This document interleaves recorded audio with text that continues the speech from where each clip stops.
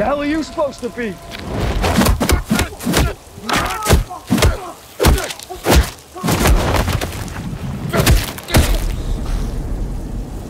I'm vengeance. Okay, so The Batman, starring Robert Pattinson. I think I don't know if it's the best Batman movie. It's the one I enjoyed the most. It's the one I felt the most satisfying. I've been trying to reach you. Where's the gun? So why is that? Well, I started reading the Batman comics when I was very little. I had an album which had the very first comics in there. And the Batman was a dark mofo. I mean, he was pissed off because criminals killed his parents, and he had the wherewithal, the finances behind him. He went around and he killed people. He found the bad guys and he administered his form of justice. He killed them. He was a badass. And also, I was kind of disappointed when the 70s TV series came out with the piff, paff, pow on the screen and, you know, just the general silliness of the Adam West Batman. And that just never worked for me. I was looking for something darker, which is where things went when they started making the proper Batman movies. This worked for me because Pattinson was convincing for me. He was dark, he was moody, he had a dark sense of humor, like with the twins when they warn him, like, we don't want blood all over your outfit, and then he replies, Mine are yours.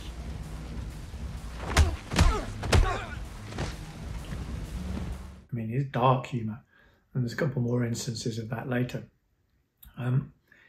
So if we compare him to the other Batmen, the other actors playing Batman, we start, say, with Michael Keaton. Michael Keaton, I think there's a quote somewhere saying that he plays an insane person scarily well. And I've seen him in a couple of other roles, and of course he was amazing in Birdman. So yes, but physically he was just not scary. He's not a physical actor. They did their best in that movie, but he's not a big physical actor. George Clooney. Julie, I'm not the marrying kind. I know you've had your wild nights. Good night. Wild doesn't quite cover it. Val Kilmer, he always seemed kind of confused. I think he said something like his movie was so bad it was almost good. Well, it just doesn't work. Christian Bale, a phenomenal actor. But the whole Christian Bale Batman thing for me was a little bit sword and sorcery. It was just a little bit out there in the fantasy world. And I believe that his interpretation where he was going with the Batman was a little bit at odds with what Christopher Nolan wanted to do. And maybe that showed in the film. But I mean, the best up to that time, definitely. Ben Affleck, love the guy, Good Will Hunting, all the way through. But as Batman, for me, it didn't work because he's a bit boring. The best humor was like, what's your superpower? I'm rich. And he got Superman killed. Sorry, I can't forgive him for that. So Pattinson really worked for me. And I think part of that was like if you notice most of the way through the movie, if you've seen it, he refers to himself and other people call him Vengeance. It's okay, baby. Mr. Vengeance here, yeah. You don't bite. He doesn't get called the Batman. And that name, it becomes important in the movie. And later on, it signifies a major change in the story, which is something else that's really important.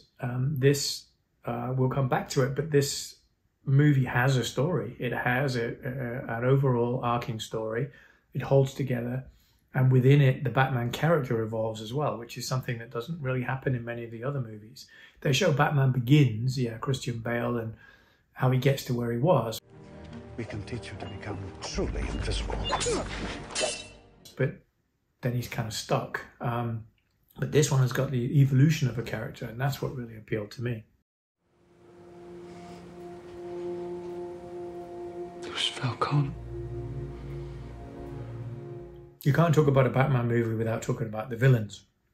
And we've got legends like Jack Nicholson and Heath Ledger, of course. Now, Nicholson was Nicholson, and it's okay, but it wasn't really that convincing for me.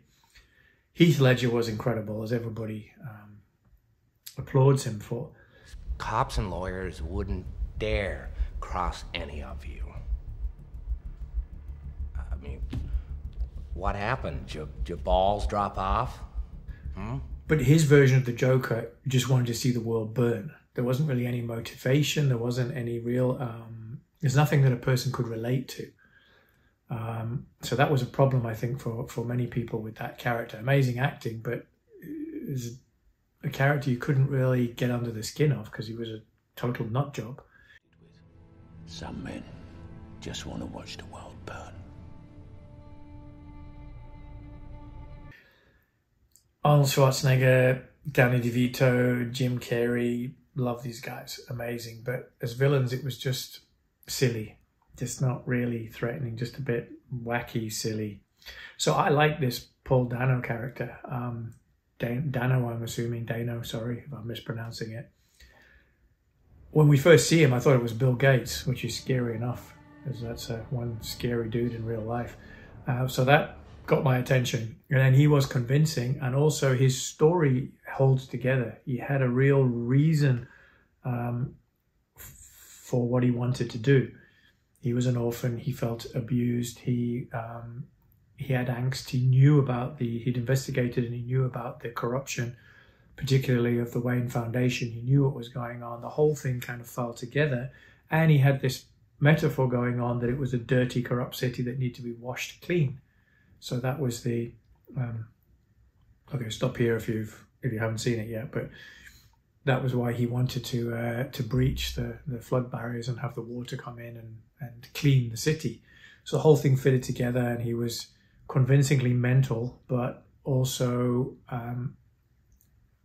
the story, his justification, his reason for what he was doing made sense to me. So he was identifiable, unlike the Heath Ledger one. So that I really liked. Penguin was incredible, and it was one of those instances where I didn't realize who it was until you look at the credits, and then I did a double take. I think Colin Farrell did an incredible job. He was unrecognizable. What people do here ain't got nothing to do with me. And it's a complex character he was seemingly not that bad. He had some ethics, he had some morals. It's law right there. World's greatest detectives. Am I the only one here knows the difference between Al and law? Jesus. And he was likable. He's a good, complex character, and he drives a Maserati. What's not to like? So great on the villains. Then Catwoman. I mean, you know, we've had Michelle Pfeiffer. I am Catwoman. Hear me roar. She's like Hollywood royalty, but it was a bit silly in my opinion. Halle Berry, amazing, stunning lady, great actress, Oscar-winning actress, but not physically intimidating. Whereas Zoe Kravitz, what can you say? I mean, daughter of a rock legend, and Denise from The Cosby Show, stepdad, Jason Momoa. I mean, she's got to be something, but she has it all. I mean, she's beautiful, talented, intense, credible, convincing on the screen. Hey, why am I starting to feel like a fish on a hook?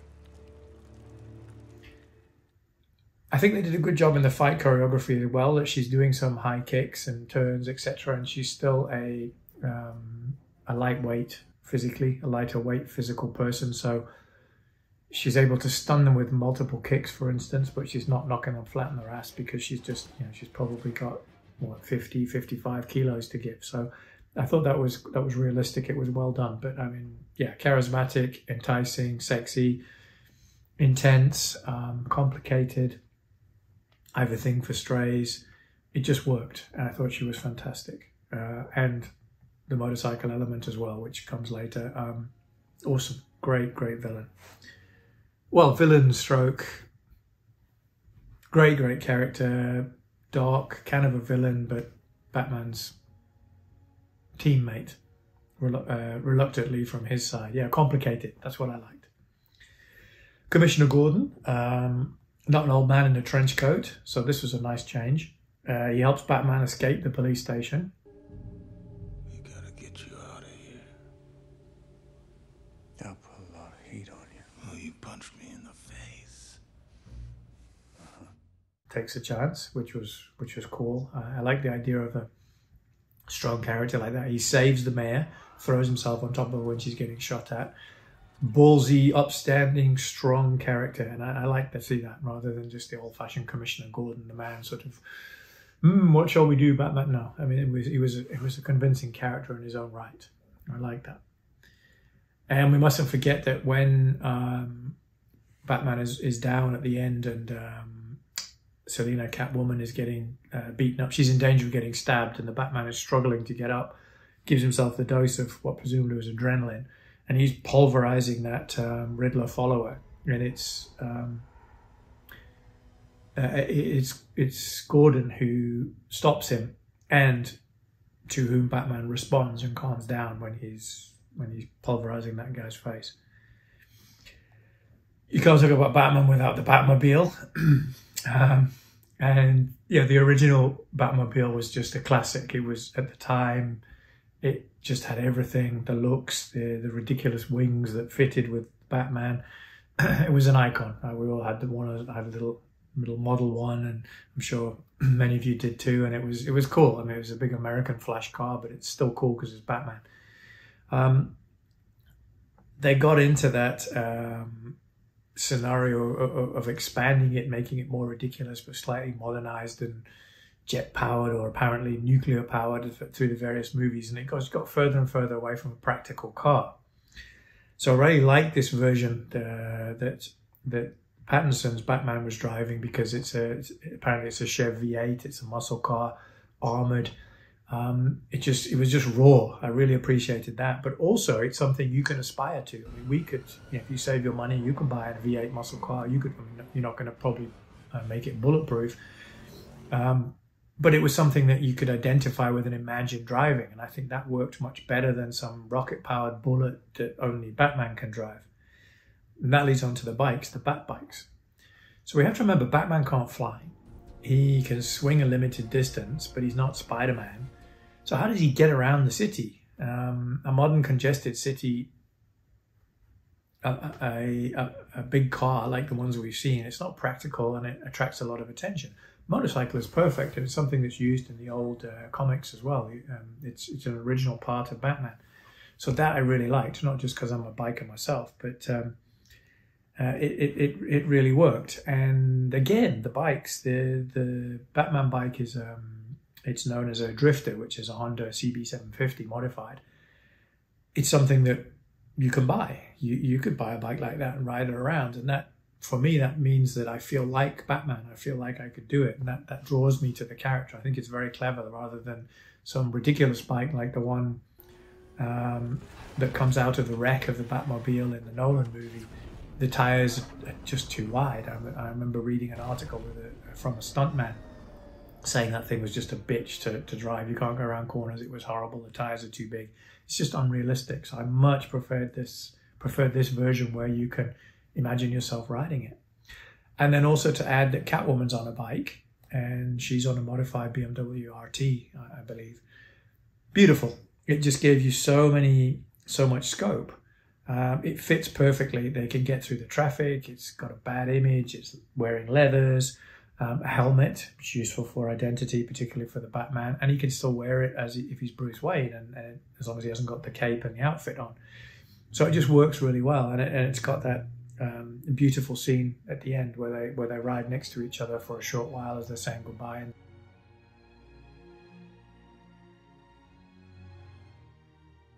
And then stop, and then go their separate ways. They part, a little bit Fast and Furious style. It was beautiful. I love that. So the story itself, which is the most important part with the character arcs, it's cohesive. It fits together. It's solid. It's a long movie, 3 hours almost, but it feels right. It doesn't feel artificial. It doesn't feel silly. It fits together, and the subplots feel natural as well. They're not contrived. So we've got Selina and Falcone, her father. We've got Alfred's role, where previously as the butler to Bruce Wayne, and now to Thomas Wayne, and now to Bruce Wayne. his history, that fits together. We've got the young boy who keeps appearing. I think it's the son of the police commissioner, I'm not sure, but that represents a young Bruce Wayne, and also we find out later a young Riddler. But perhaps that could be Robin. I think that's implied. So that theme of abandoned orphan children comes through, and so it's a motif through the story, as is the Ave Maria song, which is repeated all the way through. So the Batman, Bruce Wayne, learns that his father is not the Boy Scout, as Falcone says. Father tried to pay the guy off, but he wasn't going for it, so he came to me. So he has to learn a truth about his father. Then he has to deal with that. Then he has to realize it's a grey area. He didn't kill someone, but he did want him scared, and you could say he's partially responsible for what Falcone did. And we see the moment when one of the goon that Batman is pulverizing before Gordon stops him, he says he is vengeance. He steals the Batman's line. I'm vengeance.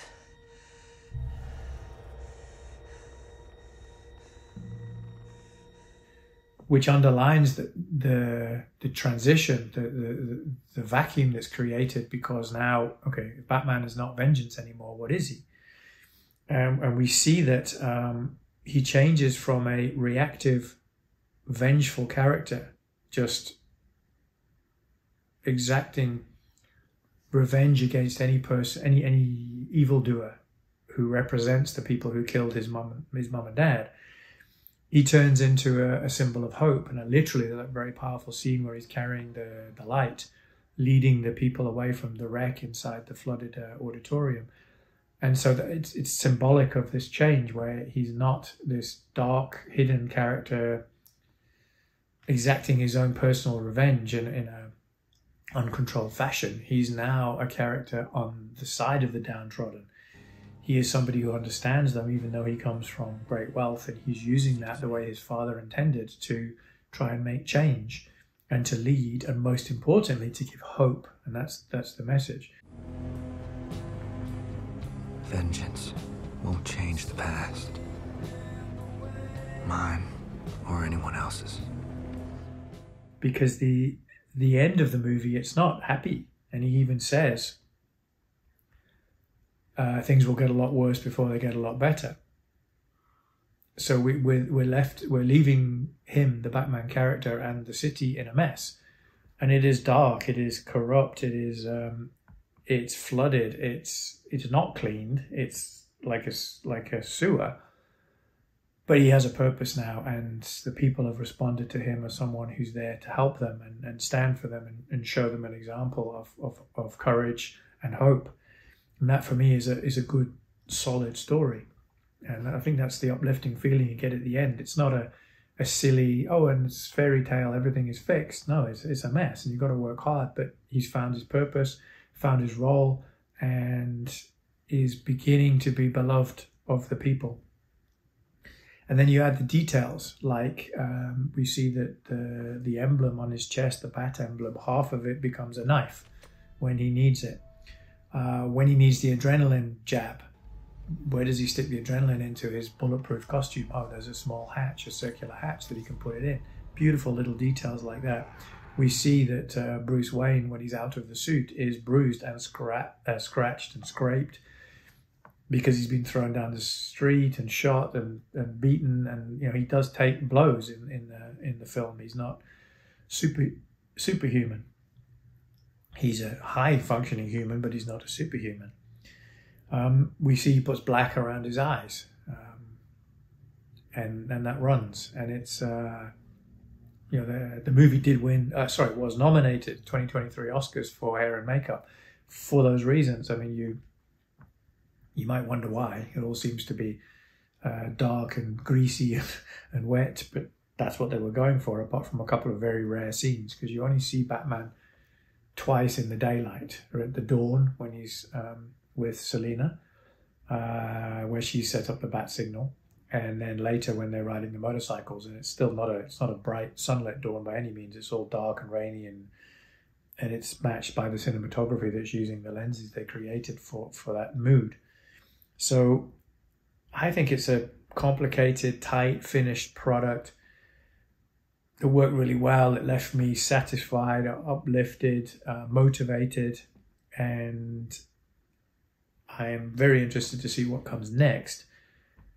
Presumably the person making friends with the Riddler at the end is the Joker.